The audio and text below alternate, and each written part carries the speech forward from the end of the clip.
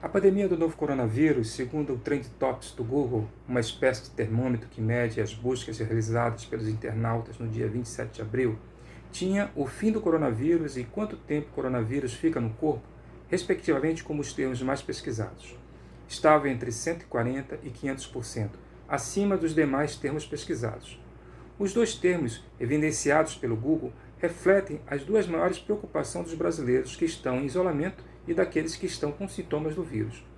O primeiro grupo, fatigado pela quase prisão domiciliar, e o segundo com os sintomas da doença e contando os dias na esperança que a falta de ar termine ou que nunca venha a se manifestar. Uma outra análise sobre a diferença entre 140% e 500% é aquela que parece indicar que havia muito mais pessoas doentes querendo saber se sobreviveriam ao vírus, em vez de pessoas preocupadas com quanto tempo de isolamento social ainda seria necessário. Pode ser uma mera especulação, mas em tempos de subnotificação de casos, aliada à quantidade anormal de sepultamentos, a busca de informação do tempo do vírus no corpo pode indicar uma maior quantidade de pessoas infectadas. O ministro da Saúde, Nelson Taixe, em declaração da última quarta-feira, 29 de abril, afirmou que não é possível saber quando será o pico de casos no país e que uma segunda onda da pandemia é real. Outro ponto abordado por Taixe é a dúvida da imunização do indivíduo após ter passado pela doença, ou seja, existe a possibilidade de quem se diga curado possa adoecer novamente. Nunca a ciência esteve tão no escuro quanto as estratégias de enfrentamento de um vírus altamente contagioso e com a capacidade de colapsar qualquer sistema de saúde, seja ele de primeiro mundo ou não. A Itália, Espanha e Inglaterra não suportaram a quantidade de pacientes em suas UTIs, e mesmo a cidade da maior potência mundial sucumbiu. Os hospitais de Nova York não deram conta da avalanche de doentes graves e a pandemia nos Estados Unidos parece estar fora de controle. Nesse final de semana, a Espanha, depois de decretar o confinamento nacional em 14 de março, hoje começou a flexibilizar a quarentena imposta ao país, após mais de 25 mil mortes. A Itália, o primeiro país ocidental a ser considerado o epicentro da doença, depois de registrar mais de 28 mil óbitos, também sai a sair da quarentena, após a redução do número de mortes. Essa liberação de ambas somente acontece porque os hospitais desafogaram os leitos e a velocidade do contágio diminuiu. Mas, enquanto não houver uma vacina para o Covid-19, o perigo de uma nova onda é um risco que precisa ser bem calculado. Quanto à Inglaterra, depois dos médicos terem declarado que havia preparado antecipadamente uma nota anunciando o possível falecimento de Boris Johnson, depois que o mesmo foi internado na UTI, indica que o Premier ter sentido na pele os efeitos da doença tenha modificado sua percepção quanto à letalidade do vírus. Antes, relutante em iniciar o lockdown, quarentena, Boris Johnson achava ser possível o isolamento vertical, uma fantasia retórica que acredita conter o contágio apenas isolando grupos de risco. A explosão de números de internações pelo Covid-19 colocou a Inglaterra em lockdown desde 23 de março, mas depois de 28 mil mortes, e mesmo apresentando redução de internações, segundo a publicação da BBC News em 27 de abril, Boris Johnson resiste em flexibilizar, afirmando que ainda era cedo para aliviar restrições, pois teme uma nova onda de infecções, mortes e novo colapso no sistema de saúde. Enquanto isso, do outro lado do Atlântico, Donald Trump, que adotava idêntico negacionismo de Johnson, vê uma epidemia que destrói qualquer argumento que insiste em colocar pessoas nas ruas e domar curva de contágio e morte ao mesmo tempo.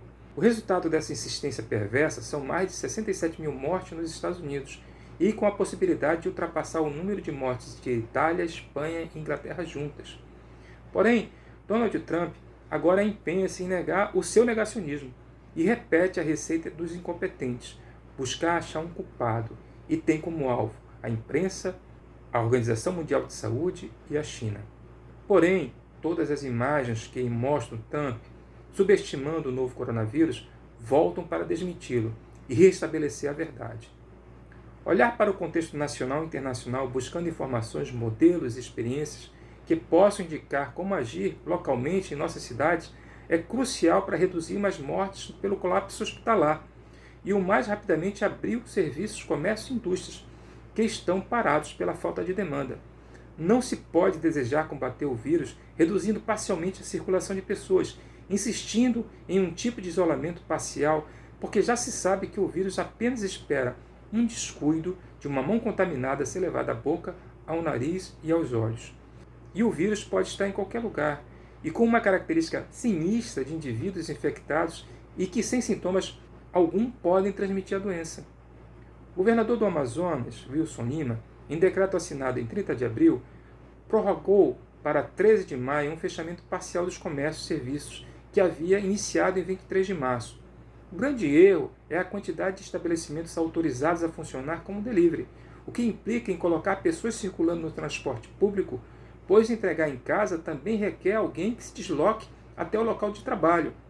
Outro ponto importante é que o decreto não cuidou para impedir que pessoas ocupassem locais públicos, como praças, campos de futebol, em bairros e mercadinhos, que mesmo vendendo alimentos, têm nas suas calçadas mesas servindo bebidas, alimentos e gente desnecessariamente reunida, contrariando a intenção do decreto. Não houve uma intervenção sistemática da Polícia Militar para impedir que pessoas circulassem, mesmo porque já havia bastante pessoas nas ruas circulando pelo próprio fechamento parcial. O resultado desse fechamento desastroso e anticientífico é que as mortes continuam acontecendo em hospitais superlotados, colapsando o sistema funerário e provocando a falta de medicamento nas farmácias, mesmo após 41 dias de um pseudo-fechamento. E será completamente inócuo prorrogar por mais 51 dias dessa forma. Ao final, poderá dar a falsa conclusão que o isolamento social não funciona. No entanto, como bem disse o Arthur Virgílio Neto, prefeito de Manaus, como se pode afirmar que vai reabrir o que nunca verdadeiramente foi fechado? Essa interrogação aponta que a atitude do governo do Amazonas no enfrentamento do vírus visando desafogar o sistema de saúde resultou em um imenso fracasso. Embora políticos amazonenses já tenham pedido o impeachment de Wilson Lima, não identifico vozes que se somem à necessidade de um lockdown efetivo em toda a cidade de Manaus, por pelo menos 30 dias. Infelizmente, não temos um paradigma de lockdown em nenhuma cidade do Brasil. Mesmo em São Paulo, de João Dória, e o Rio de Janeiro, de Wilson Witzel, que também adotaram isolamento light, mas com diferença que São Paulo obteve no início uma maior adesão popular, mas que infelizmente agora está sendo relaxada com o passar do tempo em uma espécie de desobediência civil, em parte essa defecção tem origem na mensagem desastrada e criminosa de Jair Bolsonaro, que insiste em pregar uma volta ao trabalho com os hospitais lotados. O presidente Bolsonaro agora contradiz o seu atual ministro da Saúde, Teste, assim como contradizia o seu ex-ministro Mandetta. E o mais nefasto é que Bolsonaro destituiu Mandetta visando retirá-lo do protagonismo do combate ao Covid-19, mas se recusando a ocupar este lugar de destaque como líder. Ao contrário, podemos considerar Bolsonaro como o mais forte aliado do novo coronavírus e responsável pela desobediência sanitária que impera entre seus apoiadores. Bolsonaro pode ter afirmado que não é coveiro, mas se comporta como Caronte, o barqueiro de Hades, deus grego do subterrâneo, que se empenhava em levar os vivos para a morte. Esse é o papel de Bolsonaro, que na sua perversidade ou psicopatia não reconhece que a forma mais rápida do país voltar a abrir a economia passa pela necessidade de um lockdown. Basta pesquisar exemplos como Nova Zelândia e Paraguai, que fecharam por 30 dias e que agora, com baixos casos confirmados da doença e com hospitais desafogados, planejam reabrir, mas com muito cuidado e monitorando a possibilidade de novas infecções. Na insanidade do governo federal, personificada em Jair Bolsonaro, o protagonismo do combate ao Covid-19 deve ser abraçado por aqueles que vivem nas cidades.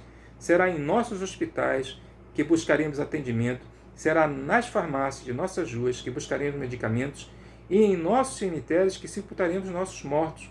O mínimo que esperamos é encontrar esses serviços disponíveis para que não perecemos nas portas dos hospitais ou em casa por falta de remédios e ao final sermos enterrados em uma vala comum como indigente. Um raio de irracionalidade parece despontar no Maranhão, onde o governador Flávio Dino anunciou que desde o 1º de maio cumprirá a decisão do Poder Judiciário que decretou o lockdown na Grande São Luís, com o apoio da Polícia Militar, mandando as pessoas de volta para as suas casas. Flávio Dino declarou: quanto ao descumprimento, todos serão objetos de sanções administrativas, multas e comunicação do Poder Judiciário. Agora, Quem insistir no cumprimento de apenas orientações políticas insensatas estará simultaneamente infringindo normas estaduais e descumprindo a decisão do Poder Judiciário. A sorte nunca foi lançada para nós brasileiros, amazonenses e manauaras, pois apesar de todos os exemplos de fracasso e êxito exterior, insistimos no pior caminho que leva à dor e ao sofrimento. A única saída é aquela que nos coloca em casa, diminuindo o contágio e a morte do vírus no ambiente. Qualquer discurso diferente disso está carregado de má-fé, ignorância ou perversidade. Então é isso. Finalizo esse dia 3 de maio, esse domingo, desejando a você uma ótima semana e que Deus nos abençoe.